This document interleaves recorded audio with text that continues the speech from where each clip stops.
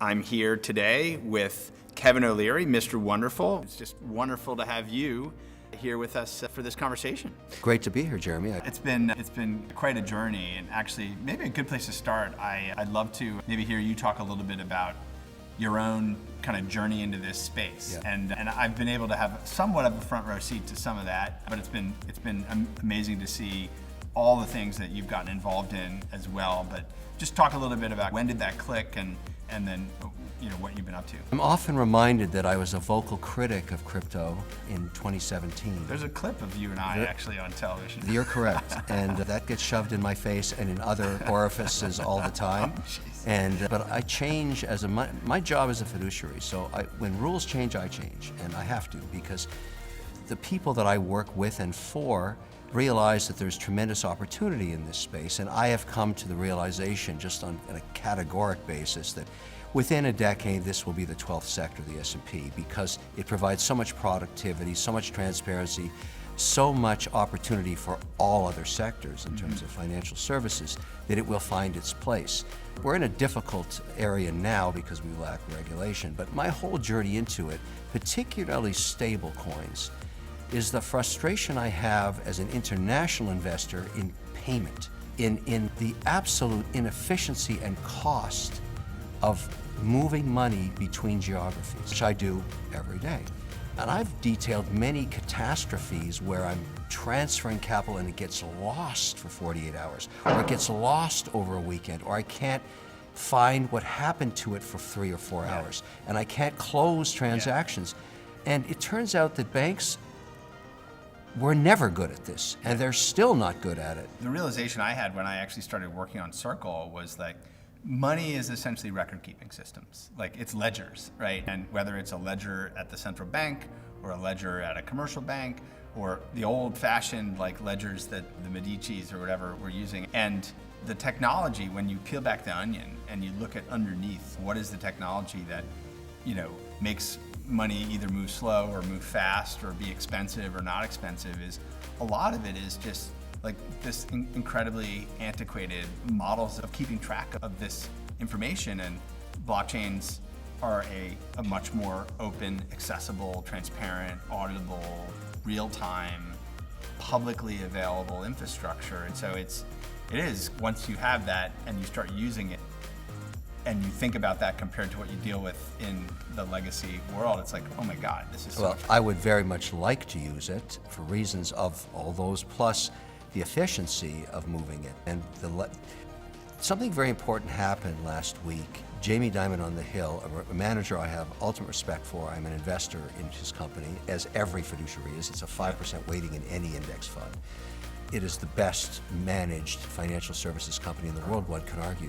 When he actually, there's no better words than to say, took a shit on crypto in front of every legislator, which was a huge disservice, but also a wake-up call to make it blatantly obvious that he was talking his own book. He can't do what you can do, and he knows that. And at some point he's going to realize that, because his clients are going to say, I want to use that service. Maybe in conjunction with what I do with you, but they're just better at what they do in a payment system. To me, it was a turning point, because we're at a low on legislation. I know you're working hard along with others, along with me. There's private investors that go to the Hill, I'm one of them. When are we going to get some policy on this? Because it was a story 36 months ago that everybody understood we had to wait, but now it's becoming apparent that we are falling behind as an economy on this. And you're one of the guys leading it. So I'm going to reverse roles here for a second. What are you doing to fix this?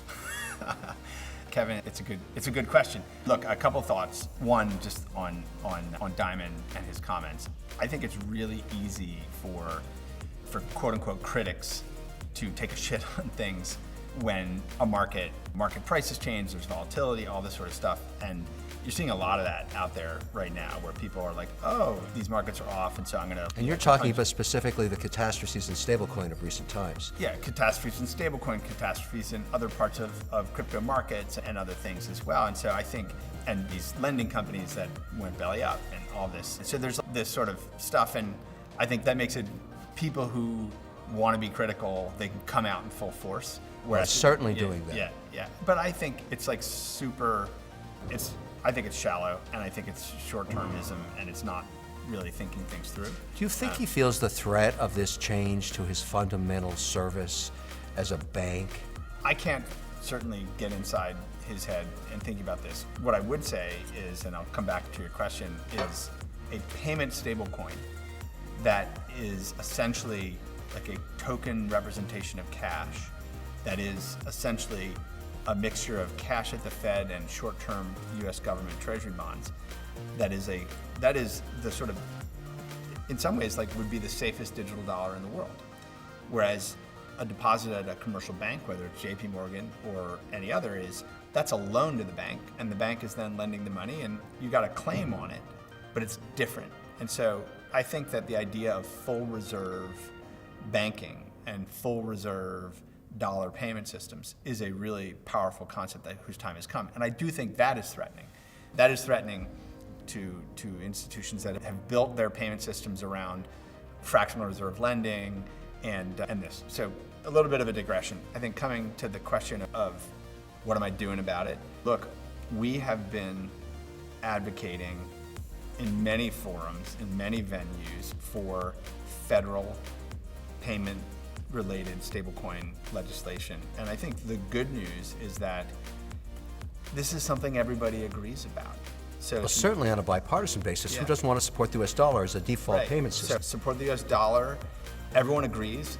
There's a bunch of risk that exists, and we need rules around it. We need to have clear rules so that terrible things don't happen to both end users, customers, businesses, etc.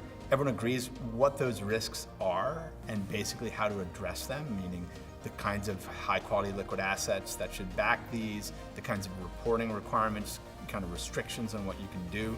Everyone agrees about that. And so the interesting thing is whether it's the Fed or Treasury or Republicans or Democrats, everyone agrees on what needs to be done. And I think we're really close. We're really close. As we speak, people are grinding it out in Washington, trying to get to land on a bill that would establish a federal model for stablecoins, which we think would be huge for the US, huge for this whole market. So we're really close. We live in a federalist system. You've got states, you've got the federal government, you've got... I know the bill you speak of. Everybody knows it. It's public knowledge that this thing's being worked on, and those that are advocates and go to the Hill. You have issues with the states who don't want to play it that way. Everybody knows that too. So you're going to have to calm them down or whatever. Yeah. You also, and I'd like you to speak to this, because I want the answer, so does everybody else. You've got a turf war going on here, and who's going to regulate this? Is it the Fed? Is it the SEC or another agency? Who should regulate? Let's just stay on stablecoin, the one thing that would make sense to go first, because we're not going to save every token here. We're not going to have a blanket bill for everything. Stablecoins could be very useful right now, and who should regulate it? I think, like, as you've said, you want to be able to use this for payments. Yes. And you want to, for all the things that you've seen as an international investor, as someone who's building businesses, who works in the movement of money for all kinds of professional means, you want to be able to use this as something that is as good as cash and is accepted as like a digital cash instrument all around the world. And that, something that is in fact a version of the dollar, just like a bank deposit's like a version of the dollar, that is the domain of the Federal Reserve. And an eloquent solution, because if I felt the Fed, who regulates the dollar, the currency itself, was also regulating this, it would tie the brands together for all stablecoins that we're going to use the dollar. We're speaking as if you're the only stablecoin. You're not. There's many. There's many. There are going to be more. And that's part of this legislation is to create a way to have a clear path for whether it's banks, non-banks, startup let there be companies, competition. I'm fine with that. Absolutely. But let me ask you another question that is on the minds. Let me represent the institutional market for a moment that must, by definition, be compliant. And that means they have their own compliance departments, as I have. They have auditors, and they have the regulators that they report to. What's missing here, and your work is not done, is giving us the infrastructure that lets us be compliant in a fashion that's open and transparent and easy for people to work with. Now, I've been using the Circle account for over a year now. It's getting better all the time, the Treasury tab, all that stuff, but you're not finished yet. No. There's, in order to take cash and say, okay, let's move 50 million into this thing and start paying to manage our for funds. fundamental treasury operations. Right, fundamental treasury operations, because it's a sweep account. Yeah. It needs more dashboarding, more structure. Yeah. Are you working on that?